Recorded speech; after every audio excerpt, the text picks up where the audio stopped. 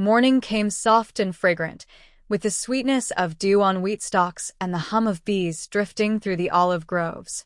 The air held that gentle peace that follows a night of happiness, the calm after laughter, the stillness after song. Lucius rose early. His mother was still asleep, her hand resting on the small wooden box where their coins lay safe. He stood for a moment, watching her face in the dim light. How peaceful she looked, the lines of worry softened by dreams. A quiet pride swelled in him, tempered by the ache of love. He stepped outside. The hills were awake now, bathed in gold. The Varian home stood on the edge of the village, near the road that curved down toward the olive press and the fields beyond. In the distance, he could see smoke rising from his uncle's chimney. He smiled. Moments later, he was at Marcus Varian's doorway.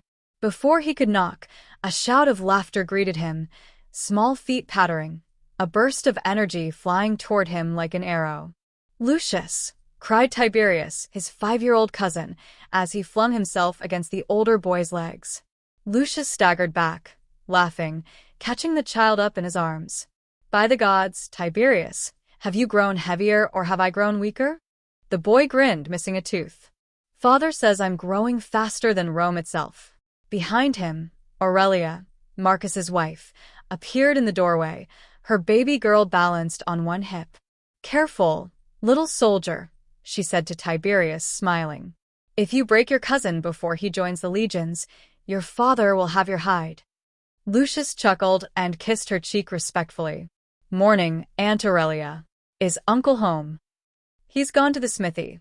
The hinge on his shield's loose again," she said, then added with fondness, "You can wait. These two have missed you." Before Lucius could answer, Tiberius had already dragged him to the yard, where a small wooden sword lay forgotten in the grass. "Let's fight, Lucius. You be the rebel, and I'll be the centurion." Lucius raised an eyebrow. "Ah, the centurion already, are you? What rank do you give me, then?" "The one who always loses," Tiberius declared, and charged with an exuberant cry. Lucius laughed, blocking with a stick he snatched from the ground. They danced across the yard, the child's laughter ringing clear as birdsong. Lucius let him win, of course, staggering dramatically as the small wooden sword struck his chest. "You've slain me, brave Tiberius," he groaned, collapsing onto the earth. The boy stood over him, chest puffed out, sword raised high. "For Rome," he shouted. Aurelia clapped from the doorway, while baby Flavia giggled, clapping her tiny hands. Lucius reached up, sweeping Tiberius into the air until the boy squealed with joy. He spun him once, twice, then set him down gently. "When you grow taller than my shoulder," Lucius said, kneeling, "I'll teach you real sword play. But only if you promise to protect your mother and sister when your father and I are gone." The boy nodded solemnly, though his eyes shone. "I promise." Aurelia's smile faltered slightly at the words, a flicker of sadness passing over her face. "Don't speak of leaving yet," she murmured. "The world will take you both soon enough." Lucius met her gaze, a moment of understanding between them, unspoken but clear.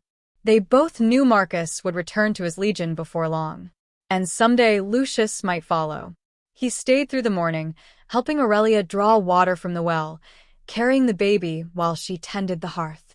Flavia gurgled happily in his arms, tugging at the edge of his tunic. Her laughter, light and bubbling, filled him with a fierce protectiveness. When he finally stood to leave, Tiberius clung to his leg again. "Will you come back tomorrow?" Lucius knelt and ruffled his hair. "Always, little one. Always." As he walked home through the fields, the midday sun shimmering on the path, his thoughts drifted, from the laughter of children to the stillness of his mother's house, from the small coins in the wooden box to the sound of soldiers' songs carried on the distant wind. He paused on a rise overlooking the village. Below him, the roofs gleamed white, the olive groves dark and silver, the hills stretching toward the horizon. Somewhere beyond those hills lay the vastness of the empire, the legions, the cities, the glory of Rome. He drew a slow breath, feeling the earth warm beneath his sandals. For the first time, he sensed it, the quiet pull of destiny, Not yet a command, but a whisper. You are meant for more. Yet even as his heart stirred, he turned back toward home. His mother would be waiting, the barley stew reheating on the hearth, the sound of her humming through the door.